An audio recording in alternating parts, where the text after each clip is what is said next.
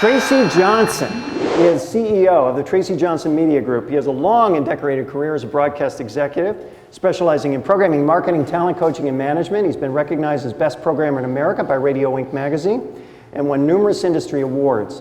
Tracy was Vice President, General Manager, and Program Director of San Diego's top radio cluster for more than a decade. Moreover, Tracy has written 3 books about developing on-air superstars that have been described as the Bible of personality radio. Since 2007, Tracy has helped over 700 brands increase their influence through engaging audiences and building direct one-to-one relationships with exciting and new listeners, with existing, although it is exciting, and new listeners, viewers, readers, visitors, and customers. Please welcome Tracy Johnson. Thank you. Thank you. And also my good friend, I should say. Tracy, I really want to talk to you about talent. So much of this day is about content. Where do you see, what's the state of talent in the audio space from your perspective, and especially in the most profitable part of the audio space, the radio space? Well, speaking specifically about radio, I think there is a lot of talent that's in radio, and I think that that talent is increasingly restricted, it's frustrated, and it's searching for answers. I think that in a lot of cases, especially in the United States compared to some other countries that I'm doing work in, we've beaten talent down. They're afraid to do anything. They're afraid to step out of the box and make an impact with listeners, because every time they do, there's a car dealer or an account executive or the general manager's wife who has a complaint, and it always comes back to the talent, and the talent is tired of having to deal with any potential negatives. And I think it's really caused talent to lose its impact with the audience. We've handed that over to different media that are able to be more provocative and to go deeper and lead a passionate group of fans. Well, what's the solution to that, though? Because I would hate to think that the answer is just continue to, diminish, and there's no room for talent in a place that has the most ears tuned to the talent. It seems unbelievable that that could be true. But it's cyclical. I mean, those of us who are old enough to have been in this business back in the 70s with gigantic air talent that were really larger than life, you get into the 80s and suddenly it became liner card radio. And I think that what we're about to see in radio here is we've got to get to a point where we don't allow Nielsen to have a stranglehold on how we operate our radio stations anymore. And the PPMing of the formats that we create, PPM says that every time the mic goes on, listeners tune out. We do research projects with companies like Mark's, and we ask people if they want more talk or less talk on the radio. Well, what do you think they're going to say? Wait, I didn't write that question. I didn't write that question. And so we interpret that as broadcasters and programmers is, let's tell the DJs to shut up, because every time they talk, we're inflicting damage upon ourselves. We don't ask the question, do you want more entertainment or less entertainment? The question shouldn't be how much we're talking, but how well we're provoking a passionate response from our listeners. And I think we've got to come back to that point, because if we continue to program to Nielsen's sample size, and whoever happens to take that phone call and carry that meter with them, if we continue to program to that, we will take all of the fun, all of the reason to tune into radio completely out of our offerings. Isn't it also true that under that scenario, that playing that game down the road puts you in the same category as anyone else who plays that reach game?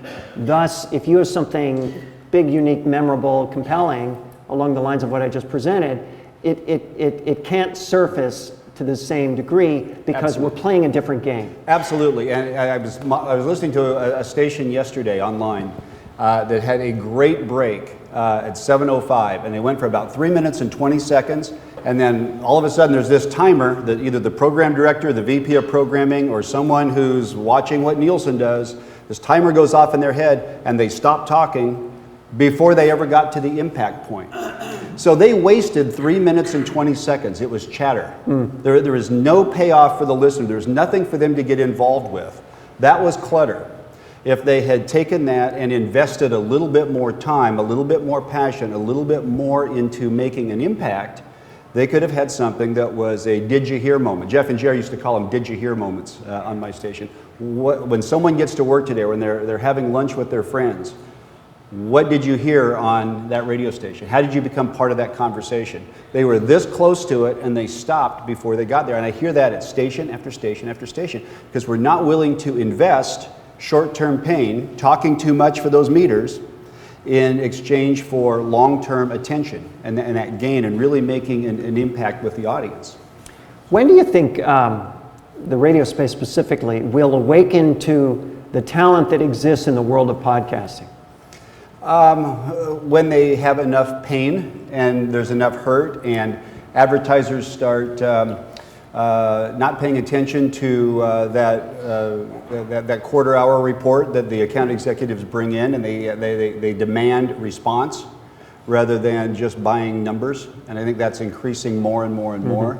And I think that's when we're going to see a significant snapback. But there's a tremendous amount of talent there in podcasters. And what's the difference? Well, it's usually focused. It's leading a specific community of targeted listeners who are passionate around the topic that they're talking about, or the personality that's presenting it. And they are willing to invest themselves in making that impact and getting deep with that audience. And but at the same time, when most broadcasters are looking for a new personality, a new morning show, they're looking for people who know how to manipulate PPM. And those are two completely separate things. We want somebody who's willing to tweet. They think, broadcasters think podcasting is taking today's show and putting it online. Right. There's this notion, I think, that the thinking of Pandora as music service myth, that's all they and others will ever be. As I showed, iTunes Radio already is not that. Slackers in the Room, Slacker's not that. They're mixing in spoken word and other kinds of premium content that they can own in some cases.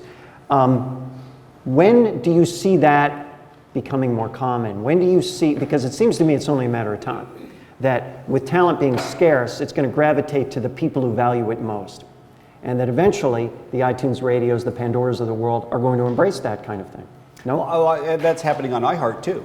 iHeart's putting a lot of spoken word on iHeartRadio. And I think it comes down to what you had mentioned in your open, Mark, of this is just different distribution forms for entertainment sources. Different ways that personalities can become stars and can connect with people through that common interest. And whether it's Pandora or iTunes or wherever that source is coming from, it's coming, and it's happening in a variety of ways. And I think radio stations in particular have to adapt their model and use the advantages that we have, which is that tremendous reach, with 90% plus of the audience tuning in every single week. That's a tremendous opportunity. And we have the ability in radio to motivate those people that are tuning in if we give them something to respond to. And increasingly, we're giving them nothing to respond to. What advice do you give to the manager who comes to you and says, Tracy, this is all great, but I got to look at my PPM numbers on a daily basis.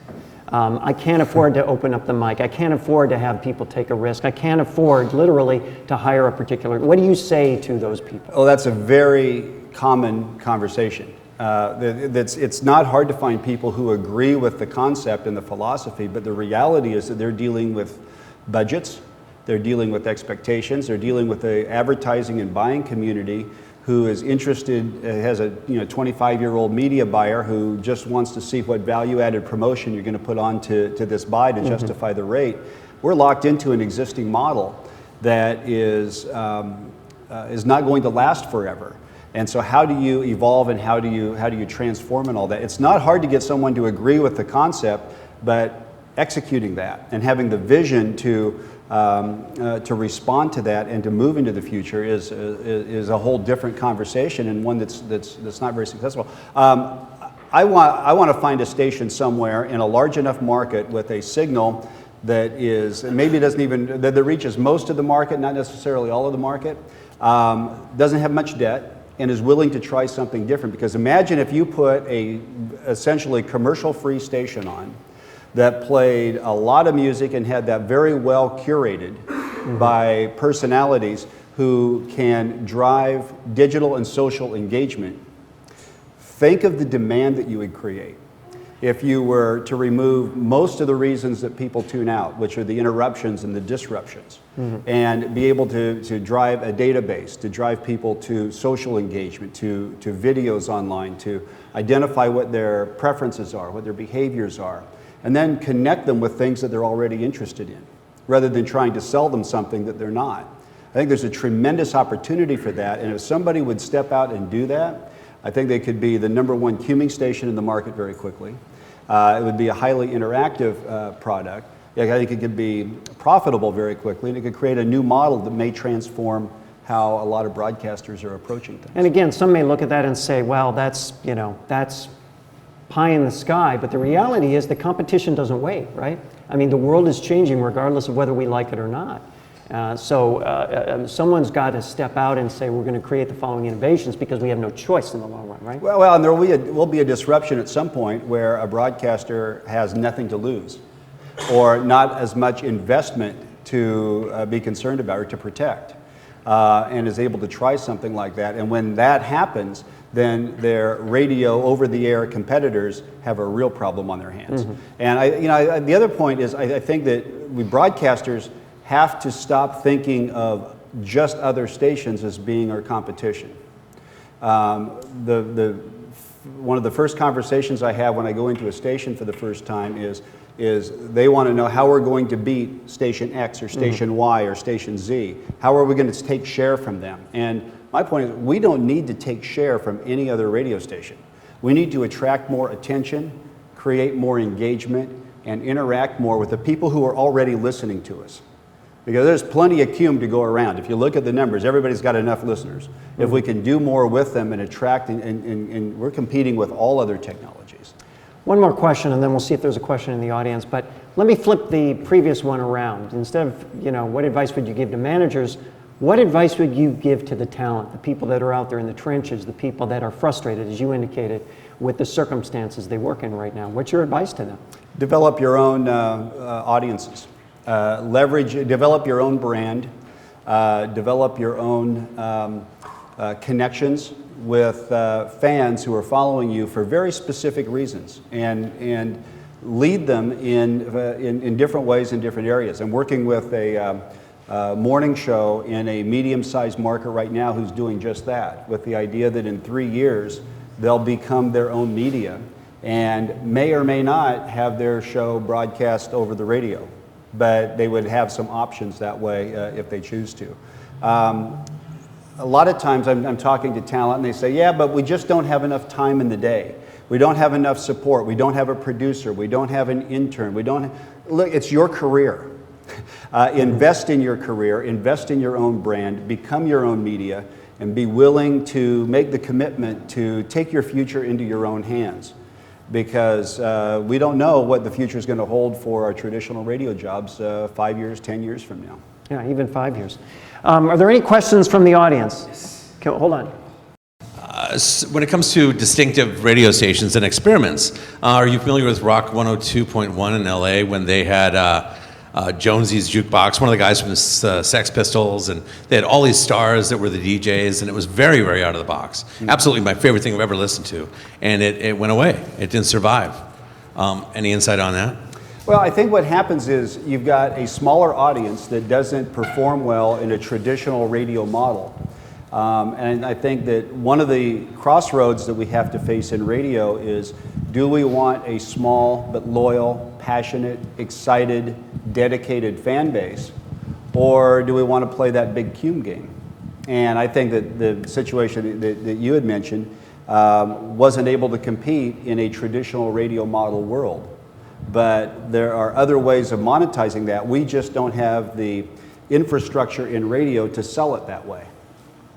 The other thing I would add too is that not every experiment is going to work. That's why they're called experiments. I mean, look at the hit rate with movies and television shows. How many times did Harry Potter get turned down by publishers? I mean, it's just incredible until finally. Well, and I think that that's another area where talent is repressed right now. They are so afraid to try anything for fear that it might fail, and they're going to be held responsible for that. And program directors are in the same situation. We can't try anything different. We have to have that research or that consultant to fall back on, because I'm not falling on the sword for this and losing my job over something if the shares go down in the next quarter. Is there any solution to that other than you still have to try, you still have to risk things? You've got, if I were a programmer today, I would find a company that was willing to innovate, that had a vision and wasn't afraid to fail. I think you have to be smart in doing experiments, and if you do fail, you have to identify that very quickly and move on and try something else. But I think a lot of cases in radio, we've stopped trying, we've stopped innovating, and we're falling back on what's safe. Any final question from the audience? Yes, sir. So if I'm a young, energetic, entertaining, outgoing, young talent full of ideas, and I want to entertain the world, and I hear radio as it is today, why in God's name would I pursue a career in radio? So where's the farm club? Where are we growing tomorrow's talent? I mean, nobody says, hey, I'm going to go to broadcast school. They say, I'm going to start a YouTube channel. Where's radio going to get these people? That's a great point, because if you talk to kids in college and you go to even the broadcasting classes and you ask them what they want to do, very few of them say, I want to be on the air. They want to be in a creative outlet, and I think that the best thing that radio stations can do is find creative people and put them on the air and let them fail. Let them fail overnights. Let them develop their skills and try something completely different. What's it going to hurt you between 1 and 5 o'clock in the morning on Saturday night, Sunday morning, or Sunday night, Monday morning? They will not say no to radio. That's one thing. Somebody said to me, well, Adam Carolla, he said he'll never do radio again. And I say, baloney. What Adam Carolla will never do again is get up at 4 in the morning, 5 days a week for 4 hours a day. That's what he'll never do again. But you say, Adam, you're already doing this podcast. How would you like it to be broadcast on the air? He'll say, where do I sign? Tracy Johnson, thank you so much for your time today. Thanks, Bart. Thank you.